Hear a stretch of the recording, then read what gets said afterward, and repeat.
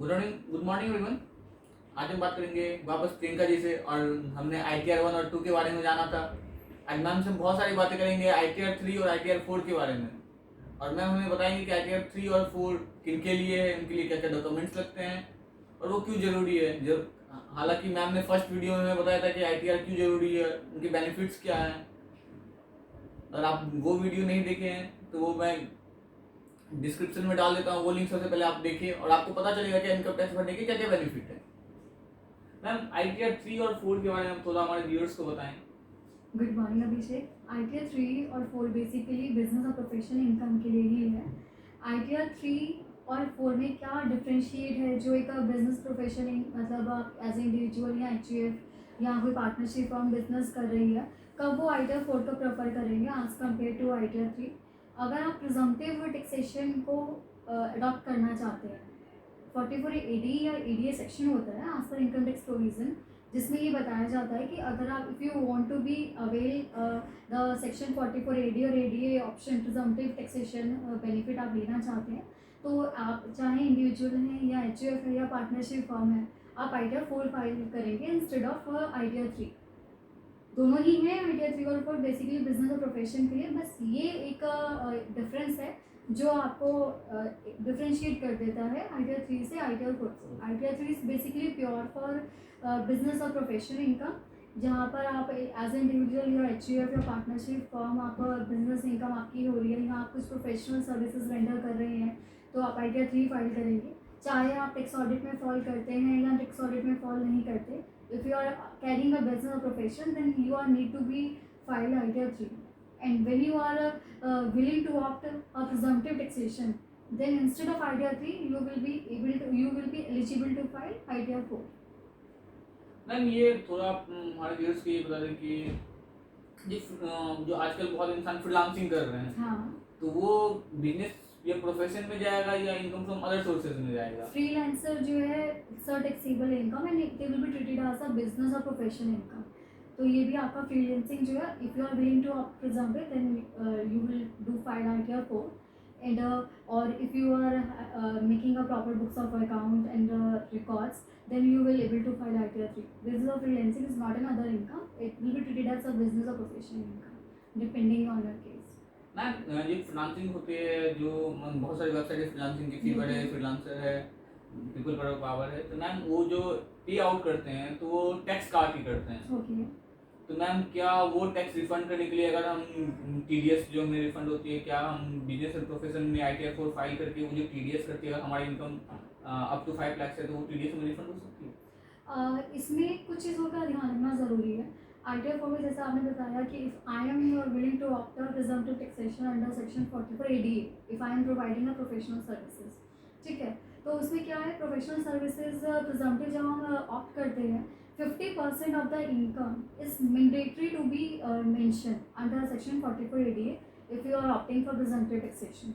Then means suppose अगर आपकी 5 लाख की इनकम है जिस पर TDS कटा है as per the section of the TDS provisions, ठीक है, तो 50% आपको वो डिक्लेयर करनी पड़ेगी इनकम, और अप टू 5 लाख तक तो कोई टैक्स है ही नहीं, उसमें आपको टैक्स पे भी नहीं करना होगा, और आपका जितना TDS डिडक्ट हुआ है ऑन योर इनकम वो आपको रिफंड आप क्लेम कर सकते हैं। मैम ये 44 AD के बारे में थोड़ा आप व्यूअर्स को समझाना चाहे तो बताएं कि 44 AD क्या है, वो कैसे अलग है नॉर्मल से। 44 AD और ADA कैसे एक ITR 3 से ITR 4 में हम शिफ्ट कर जाते हैं। ITR 3 है कि जब मैं प्रॉपर अपने बुक्स ऑफ अकाउंट मेंटेन कर रही हूँ, आई नो कि मेरा कितना कैपिटल है, मेरी कितनी लोन्स है, लाइबिलिटीज़ हैं, या मेरी एसेट्स कितनी हैं, मेरे पूरे बुक्स ऑफ अकाउंट मेंटेन हो रहे हैं। लेकिन कुछ जो स्मॉल बिजनेसेस हैं वो कहते हैं कि हमारे तो बुक्स ऑफ अकाउंट मेंटेन नहीं होते हैं और अभी हम कर भी नहीं पा रहे, उस कहीं ना कहीं ये बेनिफिट दिया गया है। इसमें क्या कहता है 44 AD या ADA? AD is basically for person carrying a business, and section 44 ADA is for the person carrying a profession. It means if you are a lawyer and providing a services and आप presumptive में दिखाना चाहते हैं, then you have to be declare your income under section 44 ADA, not under section 44 AD. If I am a trader or the manufacturer, अगर मैं trading कर रही हूँ और मैन्युफैक्चरर हूँ, then I will declare my income under section 44 AD, not under section 44 मतलब ADA। जितने भी प्रोफेशनल है वो 44 ADA करते हैं, बिल्कुल। जितने लॉयर हैं, हाँ। चार्टर्ड अकाउंटेंट हैं, डॉक्टर हैं, हाँ। जितने भी हैं। हाँ, in case of all the service providers under section 44 ADA you will declare the income, out of which 50% of the receipts is to be declared as it is mandatory.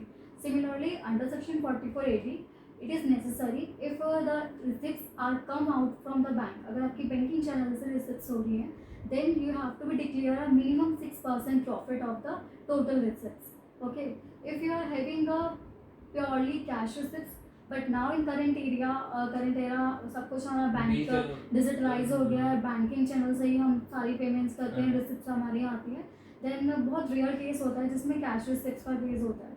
So if they are both of, मतलब आपका banking channel के through भी receipt आ रही हैं और cash के through भी आ रही है, तो जो कैश रिसिप्ट है उसका minimum 8% you have to be declare in your income tax return.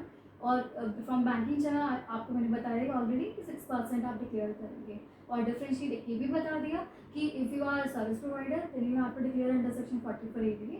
और अगर आप ट्रेडर या मैन्युफैक्चरर हैं और या अदर सर्विस कुछ और बिजनेस करते हैं, जॉब वर्क कॉन्ट्रैक्टर बेसिस पर वर्क करते हैं, 44 AD में डिस्क्लोजर कर रहे हैं, तो then you have to show minimum 8% of the profit out of the total business. Sir viewers को यही बताना चाहूँगा कि डिजिटल ट्रांजैक्शन में हम लोग चाइना को भी पीछे छोड़ चुके हैं. इस ईयर की जो थिंक टैंक डाटा प्रोवाइड करती है उसने इंडिया को सबसे नंबर 1 दिखाया है डिजिटल ट्रांजैक्शन में. पहले इससे पहले चाइना थी, अब हम लोग अब इंडिया सबसे फर्स्ट पे है.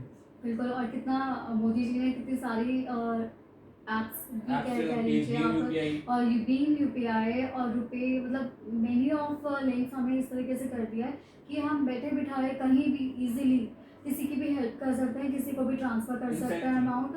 और इससे कितना क्लैरिटी और ट्रांसपेरेंसी है, कहीं भी कुछ लूप होल नहीं है, कुछ इलीगलिटी नहीं है कि कुछ गलत हो रहा है या करप्शन हो रहा है. सब कुछ बहुत evidently transparently bank statement. Recently ma'am की बात मैं बताना चाहूँगा, रिसेंटली RBI ने भी एक सिंगापुर की कंपनी के साथ टाइप किया है जो UPI के थ्रू हमारे जितने बिजनेस चैनल पार्टनर है उनको बेनिफिट हो. और मैम थोड़ा बहुत मैं आपसे जानना चाहूँगा कि एक जो बिजनेस है उसको थोड़ा आप ये बताइए कि उनको टैक्स कंप्लायंसेस जो हैं वो उनसे घबरा जाते हैं कि यार कि बुक्स ऑफ अकाउंट में एक छोटा व्यापारी मैम वो बिजनेस में रहता है तो उसको बुक्स ऑफ अकाउंट मेंटेन नहीं कर पाते हैं, तो वो अग्रवाल टैक्स को उनको बुक्स ऑफ अकाउंट बनाने में कैसे हेल्प करती है, या बिजनेस जितने भी आइटियर 3 और 4 फिल करने में कैसे हेल्प करती है, थोड़ी बहुत जानकारी मैं आपसे चाहूँगा. बिल्कुल विषय, आइटियर 3 है या आइटियर 4 है, जो टैक्स ऑडिट केसेस हैं या नॉन ऑडिट केसेस हैं और अपना proper books of account maintain करते हैं, और ये तो बहुत इजी है कि they are easy go through ITR 3 option and file the ITR. अब जो मेरे स्मॉल ट्रेडर्स हैं, स्मॉल बिजनेसेस हैं जिनके बुक्स ऑफ अकाउंट मेंटेन नहीं होते हैं, तो इस केस में अग्रवाल टैक्स अकाउंट इस तरीके से हेल्प करती है कि we need a following documents जिसके बेसिस पे हम ये देखते हैं कि प्रिजम्पटिव में फॉल करना चाहिए, कितना डिक्लेयर करना चाहिए, किसे क्या एक्सपेंसेस वगैरह हैं, क्योंकि ट्रांसपेरेंसी रहना चाहिए. इनकम टैक्स प्रोविजंस को हमें फॉलो करना है, गाइडलाइंस को फॉलो करना है, कोई भी हमें प्रोविज़न को डिफीट नहीं करना है. हमारा मेन पर्पज़ ये कि कंप्लायंस भी पूरी हो और प्रोविज़न भी कहीं डिफीट ना करें. तो हम बैंक स्टेटमेंट है, bank statement for the financial, for example अभी हम 2021 फाइनेंशियल ईयर की रिटर्न फाइल कर रहे हैं, तो we need the statement for 1 April 2022, 31 March 21. Okay. And if any other deductions like LIC और मेडिक्लेम आप पे कर रहे हैं, ट्यूशन फीस पे कर रहे हैं, कोई लोन चल रहा है आपका, ये ज़रूरी नहीं है कि आइटियर फॉर्म में सिर्फ बिजनेस और प्रोफेशनल इनकम ही जाती है. आपकी कोई FD से रिलेटेड इनकम आप अर्न कर रहे हैं, कुछ भी आप प्रॉपर्टी से भी रिलेटेड इनकम अर्न कर रहे हैं, तो वो भी उसमें डिस्क्लोजर आ जाएगा. ठीक है, बस ये चीज़ ध्यान में, अगर आप किसी कंपनी में डायरेक्टर हैं, then ITR 4 is not eligible for you. इसमें ध्यान रखना पड़ेगा कि नॉर्मल स्मॉल ट्रेडर बिजनेसमैन के लिए आइटियर 4 is a best option, where the books of account are not regularly maintained or where none of the details are being available to file the ITR. But if you are director in someone a company, then आप ITR 4 filing कर सकते हैं कि आप director भी हैं, कहीं से आपको कुछ अदर इनकम भी हो रही है, and you are opting the presumptive taxation as per the ITR 4, then it is totally wrong and you will get the defective return notice. Firstly तो वो आपको फाइल ही नहीं करने देगा portal, because when you are entering the details, अगर आप enter कर देते हैं कि आप किसी कंपनी में डायरेक्टर है, तो वो आपको बॉन्ड करेगा कि you are the director, this ITR specified is not eligible for you. Ma'am थोड़ी बहुत आपसे ये पूछना चाहूंगा कि पोर्टल पे बहुत ज्यादा ग्लिच चल रही है, हो गया। तो उसके बारे में आपकी क्या राय है, क्या सुधारा जाए कि पोर्टल आपके नज़र में पुराना पोर्टल अच्छा था कि न्यू पोर्टल? देखिए कोई भी जब नई चीज़ आती है तो हम सभी, हमारा कॉमन, हमारा ओपिनियन ये होता है कि पुराना ही अच्छा था, अच्छा है। ये कहाँ से नया आ गया, और सब चीज़ें इतनी ईजिली हो रही थी। इस नए में ऐसा क्या एक नई चीज़ आ गई है कि ऐसे तो नहीं कि बिना इनकम डिटेल फीड करते कि सारी हाँ, आइटर फाइल हो जाती है जाती है। क्या, और सारी चीज़ें वही सेम है, क्या ज़रूरत है, और इतने ग्लिचेस हम फेस कर रहे हैं, एरर आ रहा है। अभी हम बहुत मुश्किल से ITR 1 से ITR 4 तक, बट नाउ डेज हम बहुत ही इजीली ITR 1 टू ITR 4 बहुत इजीली फाइल कर पा रहे हैं। और देखिए कोई भी जब नई चीज़ आती है तो वो अपने साथ तो कुछ कमियां तो स्टार्टिंग में आती हैं, ठीक है, तो हमें रजिस्टर्ड नहीं होना चाहिए पुरानी चीज़ों को लेकर, आगे स्मूथली फॉरवर्ड होते रहना चाहिए, क्योंकि बिकॉज चेंजेस तो आएंगे, उन्होंने कुछ परिवर्तन संसार का नियम हाँ है। बिकॉज क्योंकि आपने फंड्स नहीं लगाए हैं, गवर्नमेंट ने लगाए हैं, तो उन्होंने कुछ सोच समझ के ही लगाए होंगे, they have so much plan for that, इतना ह्यूज उन्होंने एक्सपेंडिचर किया है, तो ग्लिचेस आए हैं, रिमूव भी होंगे। और आप ये भी देख रहे हैं कि इनकम टैक्स डिपार्टमेंट ने, फाइनेंस मिनिस्टर ने डेट एक्सटेंड कर दी, बिकॉज क्यों, ऑब्वियसली ग्लिचेस फेस कर रहे हैं, तो वो हमारा सपोर्ट कर रहे हैं। अगर ये होता कि वो हमें कहते कि नहीं, the deadline is the 30 September, that has already gone, ठीक है, तो 31 दिसंबर तक क्यों एक्सटेंड करते। अगर वो गवर्नमेंट को पर्सन से पेनल्टीज यूज कलेक्शन करना था, इसमें तो उन्हीं का बेनिफिट था, ठीक है, नुकसान हमारा था, फ़ायदा उनका था, लेकिन सपोर्ट कर रहे हैं बिकॉज कोई भी नई चीज़ आती है तो it will take a time, और हमें we have to be do patience, हमें पेशेंस रखना पड़ेगा। और जहाँ हम ITR 1 to 5 4 कर रहे हैं, तो आगे भी और भी हम जो हमारे ITR 5 to ITR 7 है स्मूथली, हम वो भी फाइल करेंगे, और एक्सटेंशंस हैं, और जहाँ एक्सटेंशन की ज़रूरत होगी तो वहाँ गवर्नमेंट पूरा साथ देगी हमारा। मैम मैं निर्मला सीतारमण जी की मैं एक इंटरव्यू देख रहा था, उन्होंने बताया कि आप जो न्यू पोर्टल हैं उनके थ्रू आप फ़ोन से भी ITR फिल कर सकते हो।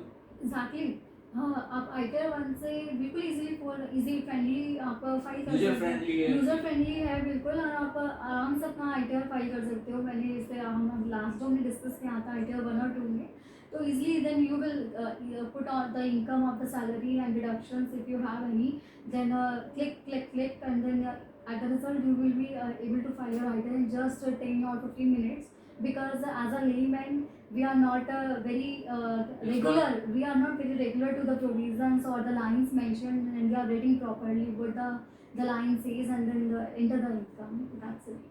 मैम से और सारी वीडियो में बात करेंगे ITR 5 और 6 और 7। अगली वीडियो में हम ITR 5, ITR 6 और ITR 7 के बारे में एक ही वीडियो में जानेंगे, क्यों वो किन के लिए मैंडेटरी है। थैंक यू मैम, आपसे Thank you sir.